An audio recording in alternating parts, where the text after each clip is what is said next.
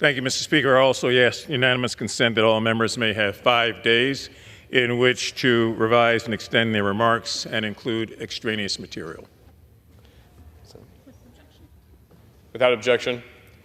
Thank you very much, Mr. Speaker. Let me begin by thanking the gentlewoman from Texas for her opening remarks of this special hour dedicated to make sure that we underscore the sense of tragedy, the sense of loss, and the sense of damage that has occurred as a result of the bridge collapse in Baltimore.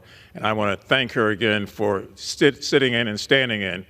Your remarks were very well received. We appreciate it. Thank you.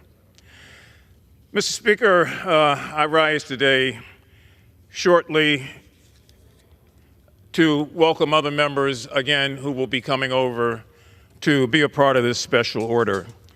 And I want to call everyone's attention to the fact that somewhere around 1:30 a.m. on March 26th, the Dahlia, a large 985-foot cargo ship weighing 95,000 tons when empty, collided, as we all know now, tragically, with the Francis Scott Key Bridge in Baltimore.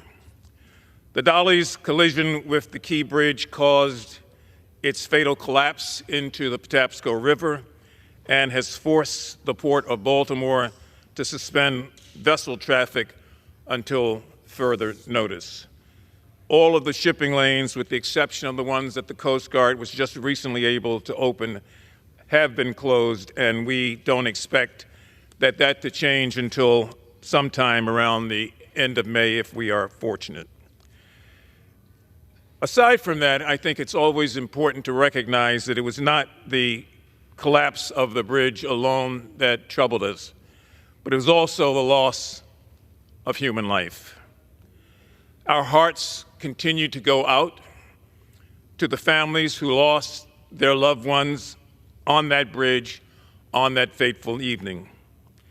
This unimaginable disaster claimed the lives, as we know now, of 6 men: Alejandro Hernandez Fuentes, Menor Yasir Sandoval, Miguel Luna, Dorian Castillo Cabrera, Jose Minor Lopez, and Carlos Hernandez.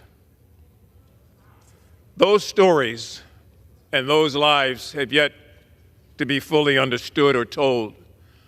But those men, most of whom had been in this country 16 or 17 years, working in most instances 2 jobs, married with children and raising families, paying taxes, and doing what a lot of people would not want to do at 1:30 in the morning, that high up on a bridge, filling potholes. We, in the state of Maryland, continue to mourn them, as do people all over the country. And we know that they were indeed, as I said, husbands, somebody's father, somebody's brother. Their passing serves as a solemn reminder to cherish our own lives and the lives of those that we really deeply care about. These men gave their heart, they gave their sweat, and ultimately gave their souls. They leave behind 6 grieving families and loved ones that will never see them again. So those families can never get enough of our condolences and our prayers and our sympathies. I want to thank the largest Latino and immigrant organization in the Mid-Atlantic, Casa de Maryland, and its executive director, Gustavo Torres, and all of those who worked so hard to support those grieving families the day of the collapse and every day since then, both financially and emotionally. And I ask that we continue to lift them in prayer in a time of great tragedy that all Americans, regardless of where they are, to some extent feel, understand, and grieve for. I'd be remiss if I did not thank President Joe Biden, who called the governor and myself and other members of the delegation that morning to express his profound regret and his unstinting and unwavering support for finding a way to make things whole again, to rebuild that bridge and to allow those shipping lanes of commerce to be open. President Biden, since the beginning of this, has not wavered in his support of replacing that bridge.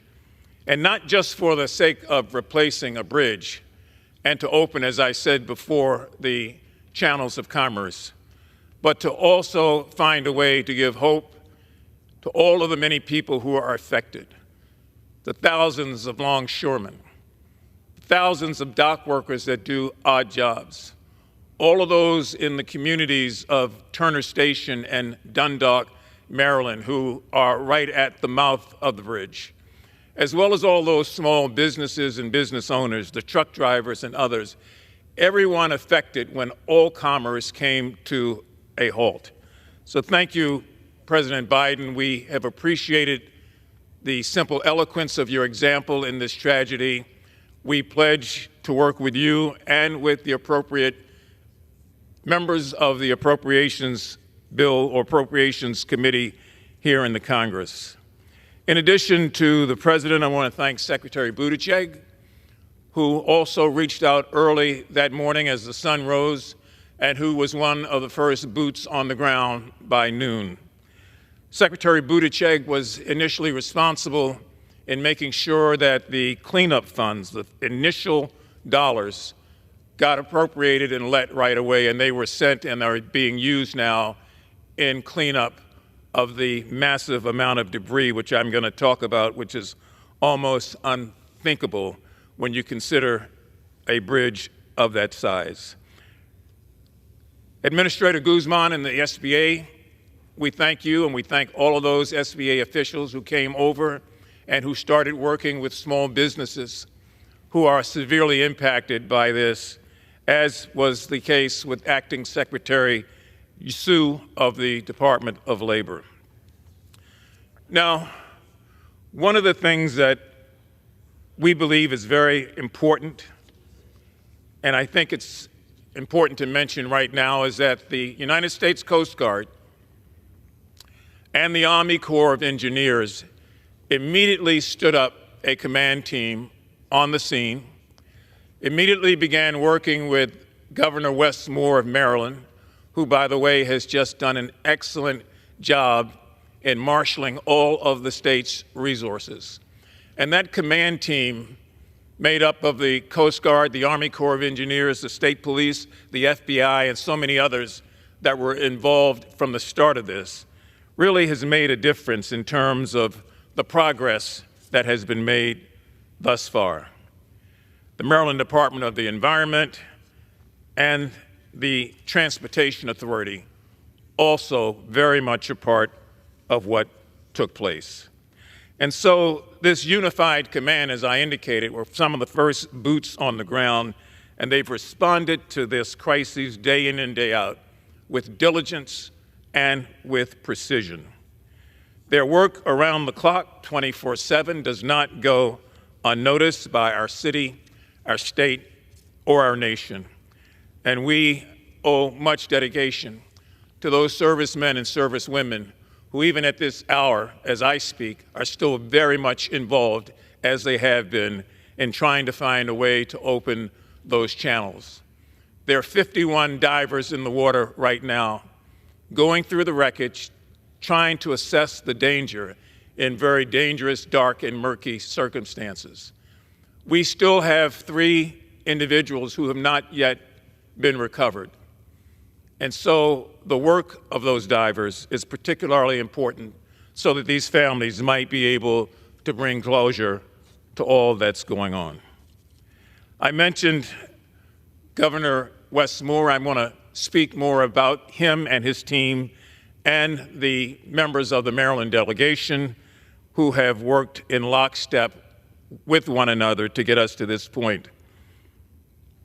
My thanks to both senators in the other body, Senators Cardin Ann Van Hollen, the entire House delegation, Congressman Hoyer, Congressman Ruppersberger, Congressman Raskin, who you'll hear from in just a moment, Congressman Sarbanes, Congressman Andy Harris, Congressman Trone, Congressman Glenn Ivey, and myself. I'd like, if I might, before I talk more about the state's effort and what we are really dealing with when we think of this collapse, it's more than just concrete and bricks and steel falling into the ocean. It has disrupted supply chains across this nation that we hope to reopen and to reestablish. So allow me, if I might, Mr. Speaker, to yield 3 minutes to my fellow Marylander, the gentleman who is the ranking member of the House Oversight Committee, Congressman Raskin.